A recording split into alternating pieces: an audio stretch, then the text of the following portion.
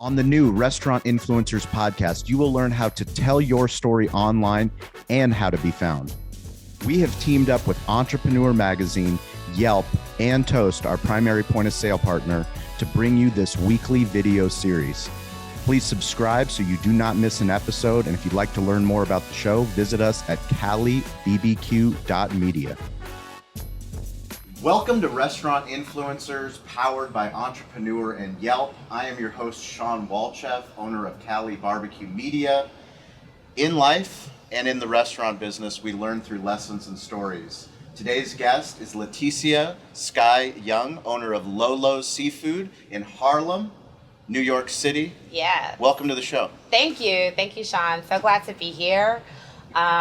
It's been quite the last 2 years, so the fact that we're here together is great. I'm just super excited. Well, we're excited. As restaurant influencers, the whole idea of this show is that you can build a community online, but you can also build a community in real life. And what we do in the restaurant business, we have a restaurant in San Diego, California. We've been in business since 2008. You've been in business since 2014. It's incredible when you have the ability to stay in business and to thrive in business. Can you explain to us in 2 minutes who you are and what do you do? Sure. Well, I'm born and raised here in Harlem. That's first and foremost. So the opportunity to open up a restaurant in Harlem was near and dear to my heart. I've opened it up with my husband, Raymond Mohan. He's our executive chef. And, we've been working in the restaurant industry, actually him for well over 20 years and myself as well. Hope I'm not dating myself too much. But we met working in fine dining and moving back to the community actually in 2014. We saw this space. We toured it and we said, you know what? It's time for us to open up our own restaurant. So Lolo's is actually an acronym for locally owned, locally operated. There's another part of the meaning to Lolo's, which Lolo's are actually these seaside shacks in the Caribbean. And Raymond and I, we actually spent some time living in the British West Indies. We also have roots in the Caribbean. So we wanted our own little Lolo here in Harlem. And this is a Cape Cod and Caribbean mashup. Can you bring me back to that point? We have so many people that they're going to be listening to this podcast that maybe they're building an online profile, maybe they're chefs, maybe they want to one day open up a restaurant. Can you bring us back to that point when you and your husband decided we're going to jump off the cliff and we're going to actually go and pursue this dream? Yeah, it was just a crazy kind of seismic shift in our lives, actually, and it just seemed that all of the stars lined up. I mean, we were working in restaurants. We met working actually in this restaurant called Colors. And Colors was a restaurant that was a tribute to the workers of Windows on the World, the fine dining restaurant in the World Trade Center. So while neither of us had actually worked there, we were, kind of almost like called to work at this place. It was a second job for me, actually. Wow. I was working in event management, and I was just so called. I wanted to do something as a native New Yorker. And when I heard about this project, I was like, wow, this sounds incredible. So he was the executive chef there. We met, working there. And, our journey began from there. We actually lived in Scottsdale, Arizona for a year. We moved to Anguilla, where he was chefing there for a year. And coming back to New York in 2008 after the crash, we were just like, okay, we're here. And at some point, we know that there's going to be an opportunity for us to build our own brand. And that, came when we were living in Brooklyn. We were living in Williamsburg, and I actually sold my house. We were thinking it was our dream home, but Wow. There was a shift in the neighborhood. That's a significant investment. Yeah, absolutely. And we saw the shift happening, probably like the first bar that I ever managed, because I came up as a bartender in the industry, was in Williamsburg like a long time ago. So I always saw what was happening just from a creative front. I was also a DJ, and I'm really into music my whole life. So we saw what was happening there, and we said, okay, we're, going to go back to Harlem, back to my hometown. And we were walking around and saw, sign on this building that said store for rent. this actually used to be an old school Chinese takeout restaurant. Wow. Yeah, so that's why we've still got woks in the kitchen. We just engineered the menu, according to like what we have, and started from scratch and really just, built this brand up from something that felt authentic to us. So one of the things we love to talk about, it's people that have a dream to open up a restaurant. It takes so much effort, it takes so much money, it takes so many people telling you no, telling you you're crazy, and you literally have to run a marathon to get the restaurant open. And then you get the restaurant open, you realize you haven't even started the race yet. Absolutely, so Sean. once you start the race, we run into all different kinds of challenges, obstacles. What's the most recent challenge or obstacle that's that you've had to face? Well, COVID has changed the landscape for a lot of people. Even though this kind of looks like from the outside like a takeout restaurant, we're now sitting in our backyard, which is kind of like our best kept secret. It's like a hidden oasis. It's incredible back here. Thank you. We've put a lot of time and energy just to making it feel transportive, because that's what we really want. We've been truly inspired by a lot of travel. Ray and I have traveled to over 50 countries together. Wow. And, for us, the biggest thing is that 80% of people were dining in, because we had created this whole experience, here right in Harlem. Like, you don't even feel like you're in the middle of New York City, let alone Manhattan in Harlem. And the fact that, now that number is increased like 50-50, working with third-party platforms, that's been a big challenge in terms of our bottom line. So, of course, labor is a challenge right now. The food cost has skyrocketed. We're selling seafood here. Yep. We're selling seafood here. So, of course, that's like a big thing for us. Some of the costs have, doubled, if not tripled. And then also, your costs are coming down with the third-party platforms as well. So just trying to navigate that, still create an experience now that, people are vaccinated, they're out and about a little bit more. We've also migrated to different POS systems to hopefully capture more native business. So those are just, in a nutshell, some of the challenges that we face. Can you tell us about the technology tools that you're using specifically? Absolutely. So we just migrated to Toast POS system. That's new for us. I mean, when I first opened, it was completely, bootstrapped by the money that we made from selling our home. Yeah. We invested it in ourselves. And, I used what I could. So I was using a very kind of low key, something that honestly people would probably use more for like a coffee shop or something like that as a POS system. And now, we literally have just, been migrating to Toast, and we're working on our integrations. Even on our website, for instance, we used to have like all the third-party platforms. Typically if that was like 80% of your business was dine-in and 20%, and maybe it'd fluctuate because we've got some seasonality here as a seafood shack. But if that, chunk of your business is becoming more like 50%, and you've got those commissions coming out from the third-party platforms, that's kind of, putting a big squeeze on profit. And we're already in like a business where the profit margin can be really small. So what we've tried to do is really just use the integrations, the direct integrations with Toast. We've had to take off all of those third-party platforms on our website specifically. We've increased our SEO on our website. We're actually working with Pepsi, Dig In.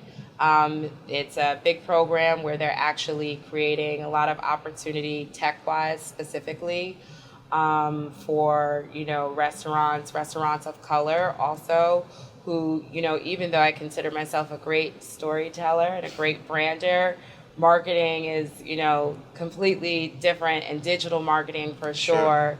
Even though I have a marketing background, I studied communications and graduated from the University of Pennsylvania. But digital marketing and what has happened in like the last, 5 years with social media even, and the move to pay to play has really changed the landscape. So There's been a lot of things specifically that we're working on, but definitely, getting in native orders through our website Sure. direct has been a big thing that we're pushing for. I love that you said that. It's one of the things that we talk about on the podcast all the time is how important we call it smartphone storytelling because we have all I love these that. tools in our pocket that as restaurant owners we can literally create short form video, tell our story, who we are, what we're doing in our community, and it makes a difference because then people they see who you are and they want to support. The overwhelming support that we've seen personally. But when I go to your website, I'm so impressed with how mobile first it is. The tools that Toast is providing you to tell that story, not just on social media, because really the driver of your business is going to be the orders. So it's Yeah. great. It's great to be on social media, but one of the things that's important for restaurant owners and anybody that's creating content is you got to drive it as an e-commerce platform. Absolutely. Absolutely. And there's been a learning curve with that for Sure, us. every single day is a learning curve. Yeah, because everything is changing Yes. every day. And I think the pandemic has really kind of, brought out those salient things that you need to focus on as a restaurateur in terms of really squeezing out the most of your profit. So, we're here at this point, but it's been a long time coming for us to even get to this point. But on the flip side of that, with social media, I think we've been able to share with folks what we've been able to do for the community during the pandemic. And, at the height of the pandemic, we were working with the World Central Kitchen, and we were, feeding hundreds of people per day and delivering the meals ourselves. At the height of the pandemic, we served thousands of meals to seniors. Wow. To people who are food insecure in the neighborhood, and we're still continuing that work. And on 9/11, we actually delivered and made 500 meals for our local precinct here in Harlem. Wow. Just, as a remembrance for, what really happened that day, and for first responders, and just thanking them for their service in our community. Got hair standing up. Thank you. Thanks. It's what we do as restaurant owners. We can't survive without our community, and if we don't acknowledge the incredible people that help support our community in all different facets, we have nothing. Absolutely. One of the things that was difficult for me when we first started opening up our restaurant was asking for help, was seeking mentorship. It's that entrepreneur mentality where it's like, well, we can just figure it out. We can Google it. We can do this. We can do that. And Right. then further on down the line, you realize, why don't I just ask somebody that is successful, that has had a restaurant, ask them for help. Or now I have media mentors. I have different people that I have in my life. Do you have a mentor? Well, it's hard to say. I don't know that I have one specific mentor. Of course, working with my husband, he comes with a dearth of information and experience.